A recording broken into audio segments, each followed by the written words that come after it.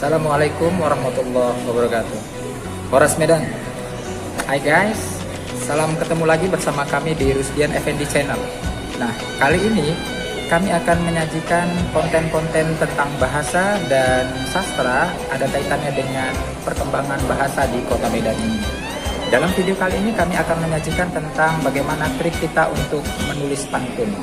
Kita ketahui bahwa pantun adalah kebudayaan kita orang Melayu dan bangsa Melayu. Karena Medan adalah sebuah tempat dari perkembangan Melayu, maka kali ini kami bersama semua untuk menyaksikan bagaimana cara menulis pantun dengan efektif di gedung kita ini, di istana kita ini, Istana Maimun.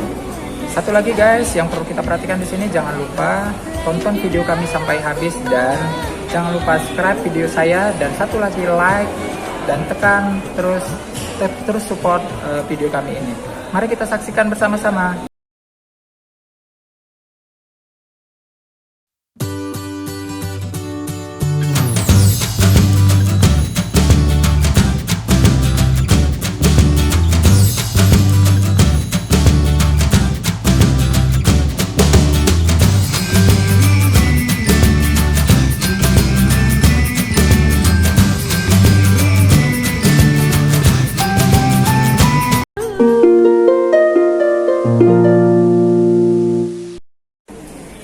Hai guys, mari kita lanjutkan pembelajaran kita kali ini tentang bagaimana trik kita menulis pantun.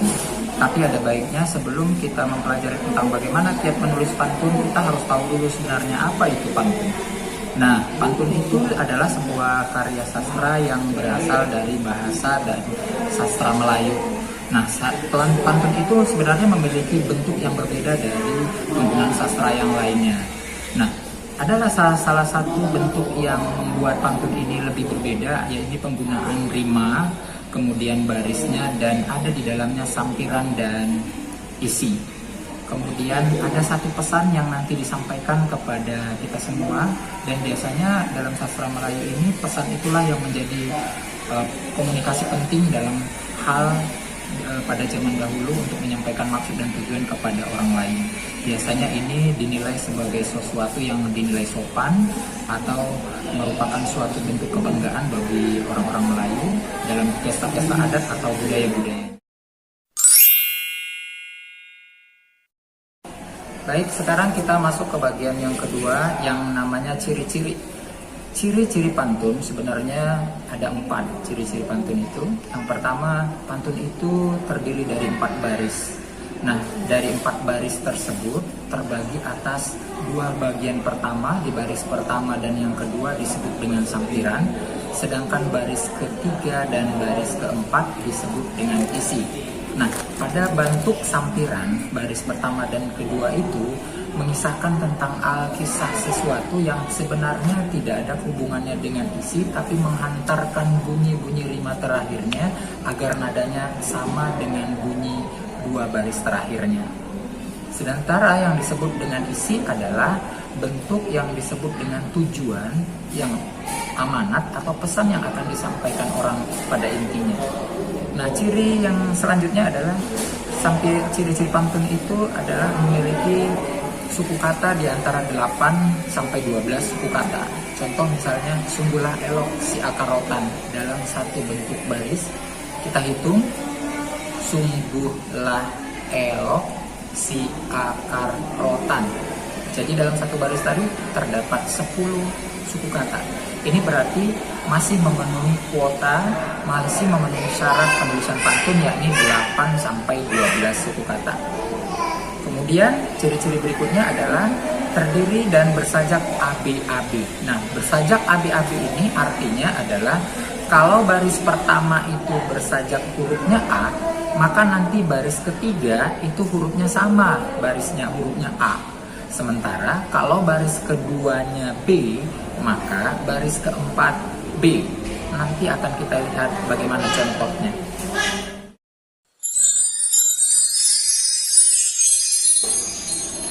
Baik, kalau kita lihat dari beberapa jenis-jenis dari pantun itu tersendiri, sebenarnya jenis pantun itu dibagi berdasarkan tujuan yang dimaksud.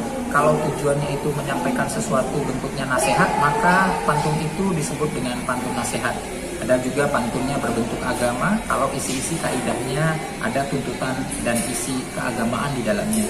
Ada lagi bentuk jenis yang lain, misalnya pantun teka-teki, ya pantun yang di dalamnya bentuk pertanyaan-pertanyaan yang nantinya akan dijawab. Ada lagi pantun jenaka, pantun lucu yang nanti di dalamnya terdapat sesuatu yang menimbulkan sesuatu lelucon kepada kita semua. Dan banyak contoh-contoh jenis yang lain.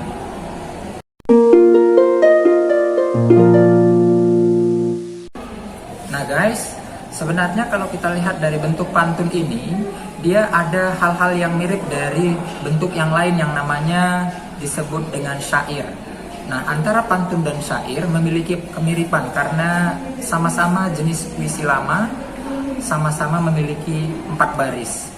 Tetapi yang perlu kita ketahui di sini ada lagi satu bentuk sastra, bentuk puisi yang bentuknya mirip dengan pantun yang disebut dengan quatrain. Nah, quatrain ini adalah jenis puisi baru. Sementara tadi pantun dan syair itu jenis puisi lama. Ada baiknya kita bandingkan ketiga bentuk tadi ini. Mari kita bandingkan. Baik guys, kita akan memperbandingkan 3 bentuk sastra, yaitu pantun, syair, dan yang di tengah quatrain. Pantun dan syair adalah bentuk sastra lama, sementara quatrain adalah bentuk sastra baru. Ketiga bentuk ini memiliki barisnya sama-sama 4 baris. Sekarang kita akan membedakan di antara pantun, quatrain, dan syair. Perhatikan ke bagian pantun. Pantun memiliki bentuk 4 baris. Dia persajakannya terdiri atas ABAB. Nah, pada umumnya ABAB, tetapi di sini bunyinya sama dengan NANA. Artinya rumusnya sama dengan ABAB tadi.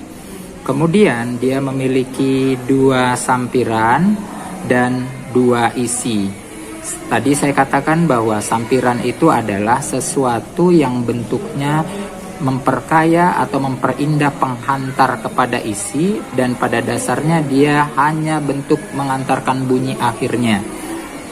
Sementara isi adalah maksud dan tujuan dari pantun tersebut. Nah, sekarang perhatikan pantun ini dibaca. Nyanyian Melayu sedang dilantun si anak raja. Mari kita belajar pantun agar kelak cinta budaya. Nah, di bagian ini dalam satu barisnya terdiri dari tadi bahwa pantun memiliki ciri-ciri 8 sampai 12 suku kata. Kita hitung. Nya 1, nyi 2, an 3, me 4, la 5, yu 6, se 7, dang 8, di 9, lan 10, tun 11. Nah, dalam satu baris ini memiliki 11 suku kata. Begitu juga di bawahnya yang dia di antara interval 8 sampai 12 suku kata. Nah, sekarang kita masuk ke bagian syair. Syair adalah bentuk yang barisnya sama tadi seperti pantun, tetapi dia persajakannya A, dan semuanya adalah isi, tidak ada sampirannya. Kemudian di dalam pantun ini berisi bentuk ajakan atau nasihat di dalamnya. Contoh, maka datanglah titah baginda untuk menyunting si anak raja, bahagialah selamanya, sampailah pada puncak tujuannya. Nah, sekarang kita perhatikan 2 perbedaan antara pantun dan syair tadi. Kalau pantun terdiri bersajak ABAB, sedangkan syair bersajak A. Sementara kalau pantun tadi terdiri dari 2 sampiran dan 2 isi, sementara di bagian syair semuanya adalah isi. Nah, sekarang kita lihat perbedaannya. Jika perbedaannya, kalau di bagian pantun, bedanya di pantun ini dia 2 sampiran dan 2 isi tadi tersaji, sementara di sini tidak ada ya, 2 sampiran dan 2 isi. Nah, ini semuanya isi. Nah, sekarang kalau kita bandingkan ke bentuk quatrain, quatrain ini puisi baru yang di dalamnya itu dia persajak sama-sama 4 baris, tapi di dalamnya ini tidak ada bentuk sampiran dan tidak ada bentuk isi di dalamnya. Nah, dia hanya menyampaikan sesuatu, tidak ada bentuk apapun dalam puisi ini. Dia hanya mengantarkan cerita saja. Cinta itu datang seketika, datang dari kalbu, tanpa paksa dan apa adanya, untuk cinta selamanya. Kalau quatrain kita bandingkan dengan syair, lihatlah bentuk persajakannya. Quatrain tidak terikat dengan bentuk persajakan. Sementara syair, dia terikat persajakannya A. Jadi masing-masing memiliki perbedaan yang mencolok. Sementara tadi kalau syair, 8-12 suku kata sangat diatur seperti pantun juga. Sementara di bentuk quatrain, dia tidak ada keterikatan bentuk suku katanya, hanya permainan rimanya boleh atau barisnya yang sangat menjadi terikat. Quatrain itu bentuknya harus 4 baris. Nah, baik, sekarang kita masuk ke trik cepat menulis pantun. Langkah pertama adalah karena pantun itu terdiri dari 4 baris, kita buat dulu ke 4 baris yang akan kita ciptakan. Kemudian kita bergerak dulu dari baris 3 dan 4 karena ini adalah isinya. Apa yang akan kita sampaikan diisi, dengan catatan baris ketiga nanti akan berbeda bunyinya akhirnya dengan baris keempat. Misalnya di baris ketiga bunyinya adalah mari belajar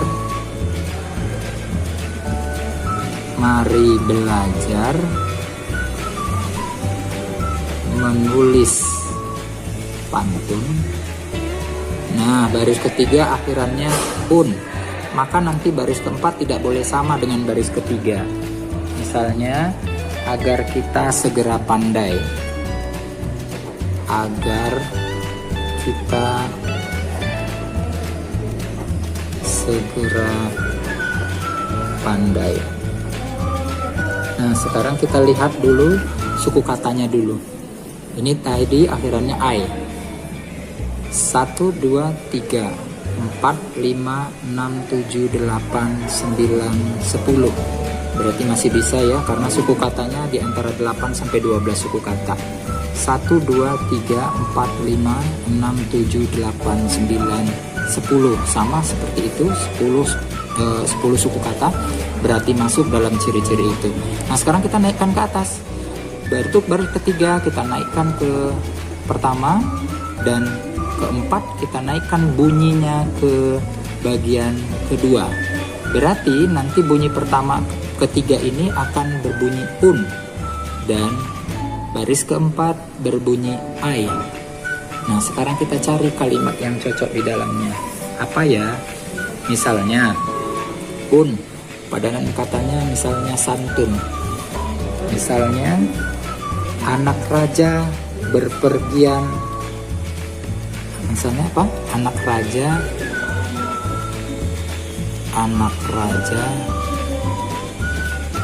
berperangai santun. Oke, sudah akhiran un. Kita lanjut yang akhirannya bisa jadi ai. Sambil menari denganlah lincah. Bisa denganlah lincah? Bisa? Apa? Gemulai ya. Sambil menari lemah gemulai. Sambil menari lemah gemulai. Oke, sekarang bunyinya sama dengan baris ini. Kita tinggal baca saja puisi ini, pantun ini. Anak raja berperangai santun, sambil menari lemah gemulai. Mari belajar menulis pantun agar kita segera pandai. Nah, Kalau tadi kita sudah buat satu, coba kita yakinkan lagi untuk membuat yang kedua. Seperti tadi ya, kita buat baris pertama, kedua, ketiga, dan keempat. Tadi kita mulai dari baris keberapa ya? Baris ke-3 dan ke-4. Maka kita masuk ke bagian isinya. Kira-kira apa ya bagian isi yang cocok kita lakukan? Misalnya, apa ya?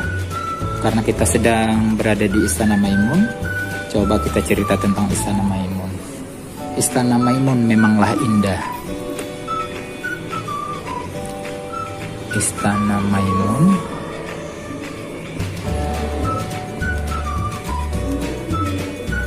memanglah indah. Nah, bentuk terakhirnya huruf A. Sementara baris keempat harus berbeda bunyinya.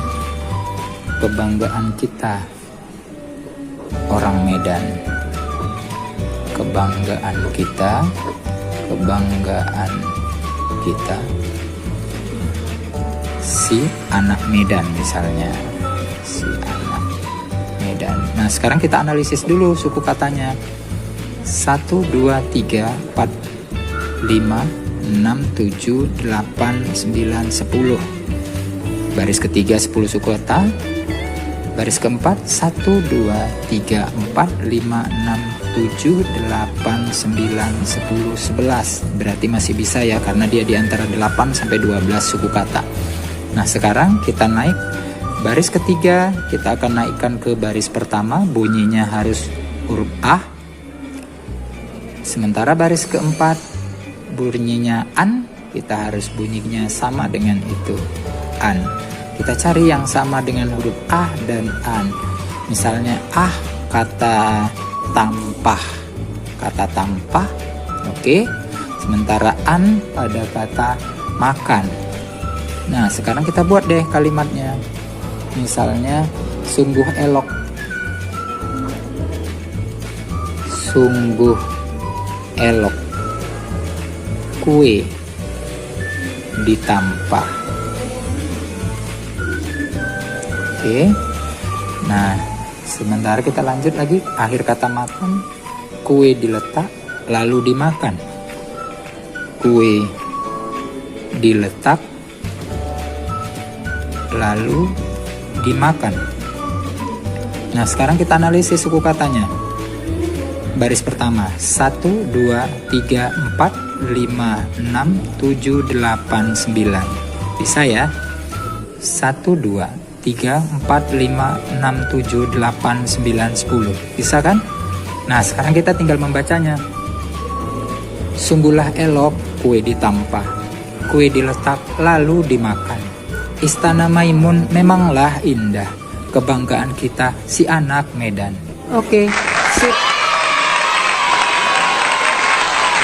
Bagaimana?